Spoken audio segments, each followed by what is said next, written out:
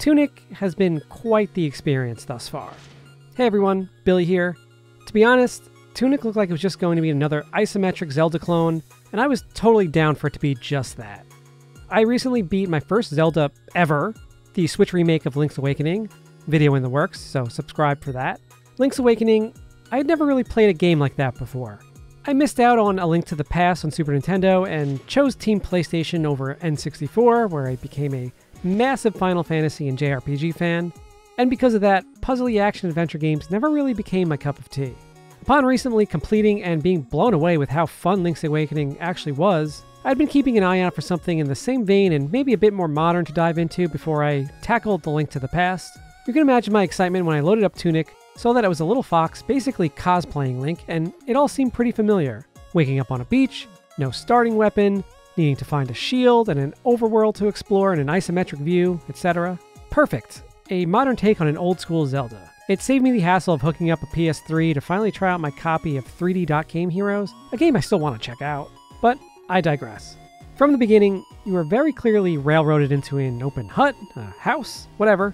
Inside, a treasure chest with a stick. Yes, your first weapon, and this is the first WTF moment. Look at the words under the stick.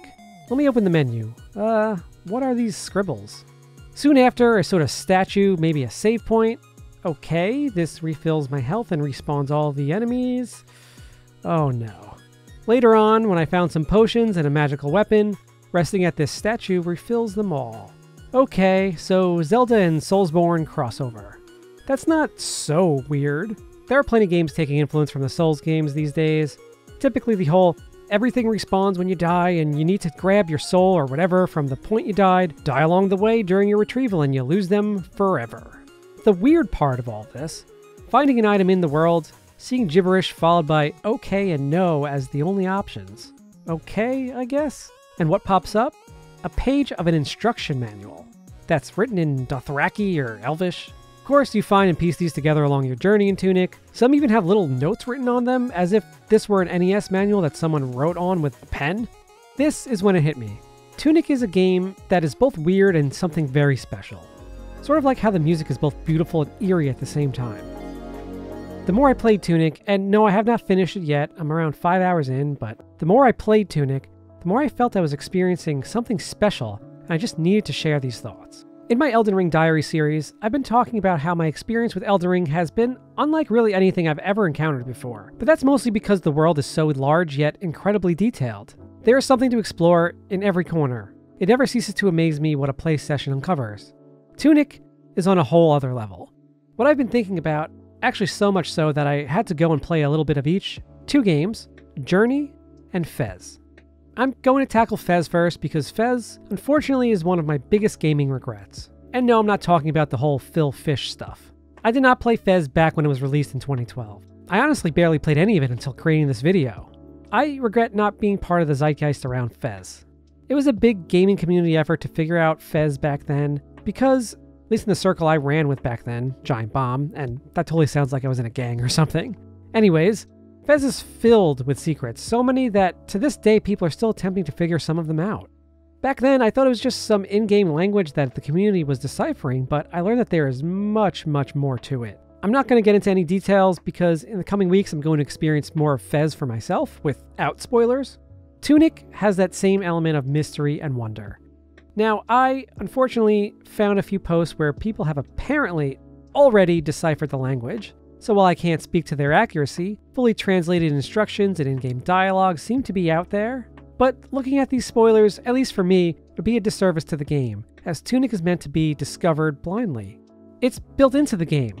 Yes, with the aforementioned instruction manual that you're piecing together, the language that you can attempt to translate, but it's not just these elements. There are so many secret paths and passageways, almost hidden in plain view, to discover. In the first hour of the game, this was almost enough for me to stop playing the game, as I found a passage that brought me to an area before I even found the sword.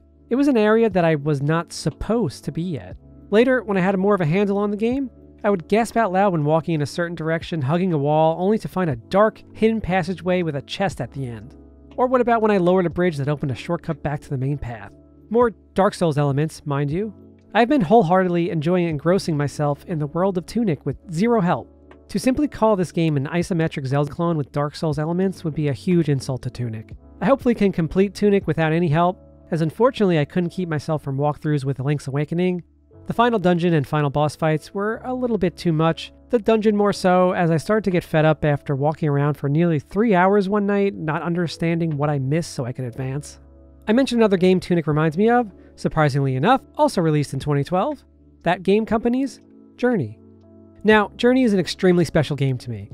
Back in 2012, and I'm so happy I have this saved on Giant Bomb as a list of my best of 2012, I wrote, what an experience this game was. I played through it in one sitting, then immediately played through it 2 more times. I even came back a week later for that trophy and played it again. Amazing world, look, feel, music, everything. Just an amazing experience. Tunic gives me the same vibes as Journey, and it's very much because of the lack of physical communication from the game. In both, you look around the environment and say to yourself, I need to go there and explore. The music, vibes, and honestly, emotions I took from said combination in both games are just simply unreal. The whole instruction manual system plays towards this feeling of wonder.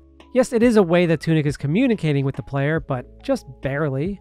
It's not a tutorial, a concept that games have, I feel personally, gone too far with. How many times are games still introducing concepts 2 or 3 hours into your playtime? A never-ending tutorial. As pages are found in the environment, we staple them together and they're helpful even if they're mostly not in English. Here's an example. Instead of just hoarding a consumable item that I found in a treasure chest, which I would typically do, in Tunic, I just say screw it. I see this one is labeled a bomb. Let's test it out on this group of enemies and see what happens. Now I know this one consists of AoE damage and this other one is a status effect. Awesome. I don't have too much more to say about Journey and Tunic other than I did not think that I would ever experience that sense of wonder and emotion again in a video game. And alas, here is my Tunic experience. While I have been pretty much gushing over Tunic so far, I will say it is not perfect. The Soulsborne elements, I really don't need these in every game. I love me some From Software games, Bloodborne, Dark Souls, and of course Elden Ring, but I'm not always in the mood for the pressures of the systems found in these types of games. You are punished for death by losing your progress and sent back to a bonfire, statue, etc. All the enemies in the world respawn, time to go back and grab your souls, just make sure not to die on the way, otherwise you lose them all. Luckily, Tunic is not nearly as harsh on you, as you only lose a small number of coins you have discovered upon death. Plus, as with most Souls-like games, if you make your way back to your site of death, you can recover it all. But because of this system, I found myself simply running past enemies when I can.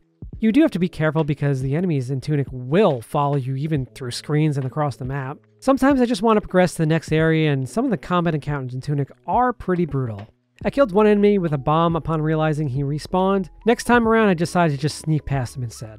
And yes, the first boss fight I encountered took me about 40 minutes to get through, but once I figured out his attack patterns, I got it down pretty close that I was consistently dying with him at 1 health left. But at least so far in my 5-ish hours of playtime, these systems have not been a deterrent for me playing more and honestly thinking about Tunic when I'm not. So is Tunic a game pass or play?